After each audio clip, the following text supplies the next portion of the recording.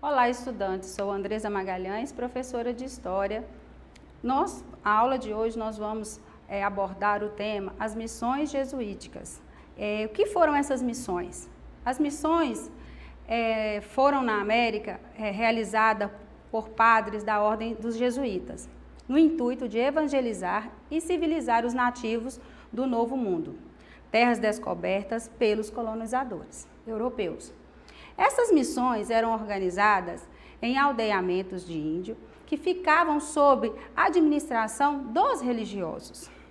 Entre os principais objetivos das missões jesuítas na América estava o traçar de uma sociedade com semelhança e qualidades europeias, mas eliminando as suas características ruins.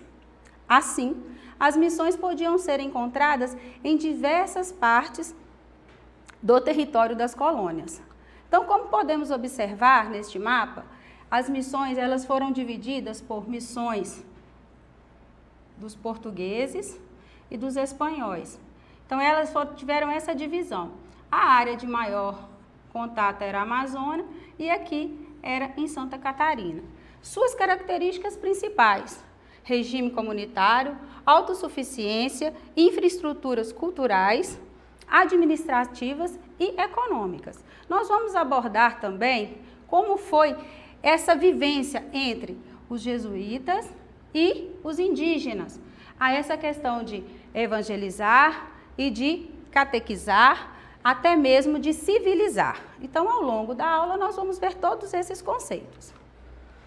No intuito nesse início, de iniciar uma aproximação com os nativos, os religiosos das missões jesuítas na América aprenderam as línguas dos indígenas e criaram técnicas que facilitassem esse convívio. Com isso, acabaram por organizar os povos e até mesmo abrigar os indígenas.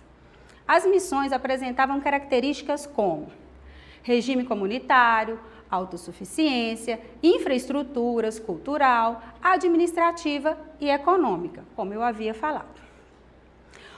Muitos nativos, após serem doutrinados pelos jesuítas, começaram a se comportar de acordo com os costumes europeus.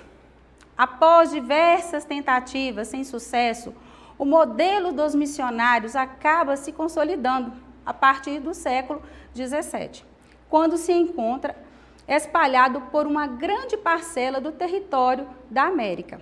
Porém, como alguns setores da Igreja Católica que discordavam dos métodos dos jesuítas, assim como uma parte dos colonizadores que achavam a evangelização fora de propósito, assim os caçadores de escravos fizeram uma forte oposição às missões jesuíticas na América. E então nós vamos observar que eles, por mais que eles estavam querendo implantar esse civilizar, esse catequizar, nem todo mundo ia de acordo com isso. Então nós vamos saber um pouquinho qual que era o objetivo real da Companhia de Jesus. Como foi traçado essas missões no Brasil. Essas missões surgiram com a Companhia de Jesus. A Companhia de Jesus foi fundada por Santo Inácio de Loyola em plena Contra-Reforma, no ano de 1534. Eles dedicavam-se ao trabalho missionário e educacional. Os jesuítas tinham a responsabilidade de catequizar e de recatequizar povos e nações inteiras. Nós vamos ver agora como foi esse processo. Como os jesuítas entraram para essa catequização e até hoje, na nossa cultura, nós temos traços desta catequização e desse projeto educacional. Os jesuítas, como eram denominados membros da Companhia de Jesus, dedicavam-se ao trabalho missionário e educacional, como havíamos falado, sendo em uma maioria educadores ou confessores dos reis da época. Um deles foi Dom Sebastião de Portugal. Os padres jesuítas tiveram um importante papel na Reforma Católica. Foi deles a responsabilidade de catequizar e de recatequizar povos e nações inteiras. Na Alemanha, por exemplo, graças ao empenho do apostólico destes padres, muitos que tiveram a simpatia por Lutero acabaram permanecendo na Igreja Católica e não seguiam o pensamento da Reforma Protestante. No Brasil, em 1549, o ano que chegaram ao país, começaram a desenvolver um trabalho de catequização do povo. Povo esse, índio, imigrantes africanos, imigrantes europeus. O primeiro grupo foi trazido ao Brasil por Tomé de Souza, então governador-geral, e liderado por Manuel da Nóbrega. Foram também eles os primeiros a iniciar o trabalho de educação do povo, tendo criado muitos estabelecimentos educacionais, como a Fundação de São Paulo. Ao mesmo tempo em que atuavam junto aos nativos, os jesuítas foram responsáveis pela fundação das primeiras instituições de ensino do Brasil colonial. A ação da Igreja na educação foi de grande importância para a compreensão dos traços da nossa cultura. O grande respaldo dado a escolas comandadas por denominações religiosas e a predominância da fé católica em nosso país. Além de contar com o apoio financeiro da Igreja, os jesuítas também utilizavam a mão de obra indígena no desenvolvimento de atividades agrícolas. Isso fez com que a Companhia de Jesus acumulasse um expressivo montante de bens no Brasil. Fazendas de gado, engenho, eram administradas pela ordem. Ao longo da colonização, os conflitos com os bandeirantes e, posteriormente, a redefinição das diretrizes coloniais portuguesas deram fim à presença dos jesuítas no Brasil. Agora nós vamos observar qual foi a formação, qual foi o intuito dessa formação das reduções jesuíticas.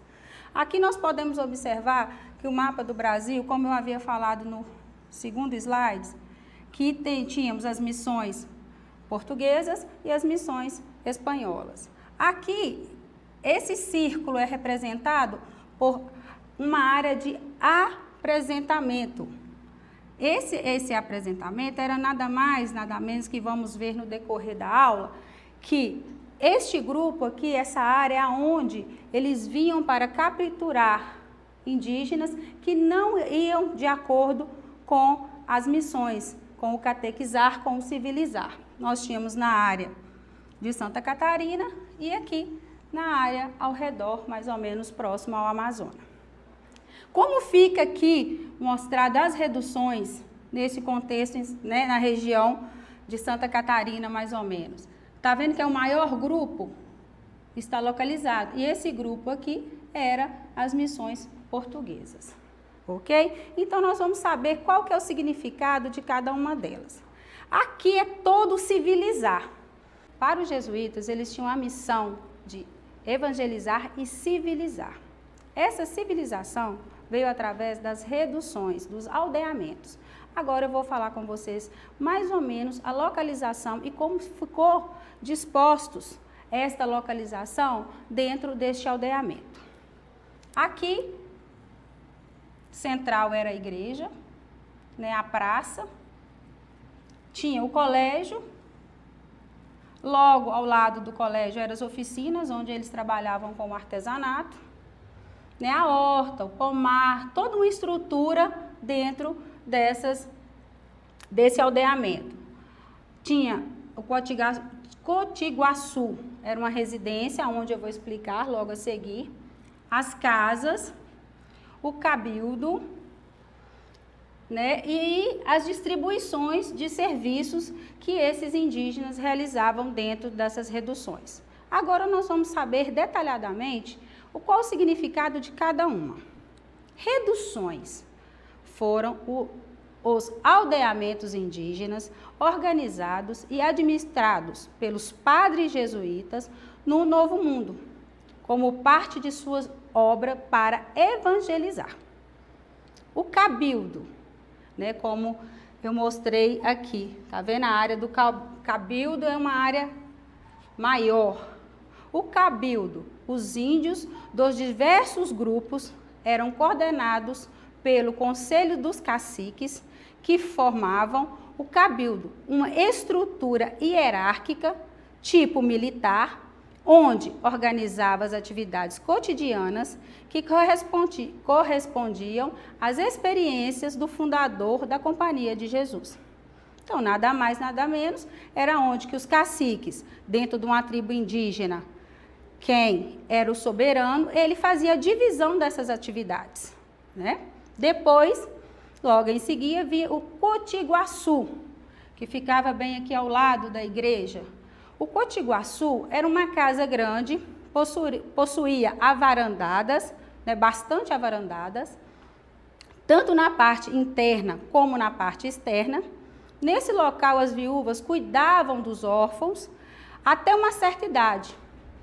Os jovens casavam cedo e passavam a residir nas demais casas, né? Essas casas que estão também próximas, tudo dentro deste aldeamento.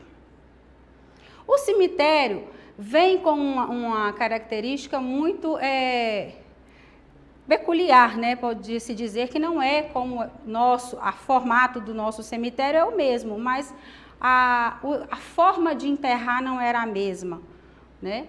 O cemitério era o cemitério dos índios, estava localizado sempre à direita da igreja. Neste local enterrava os mortos separados por sexo, meninos e meninas, ou homens e mulheres. As casas, que são essas que eu mostrei aqui, essa localização, era localizadas ao redor da praça, possuía os seus alpendres e varandas, aonde que dava a visão toda do aldeamento.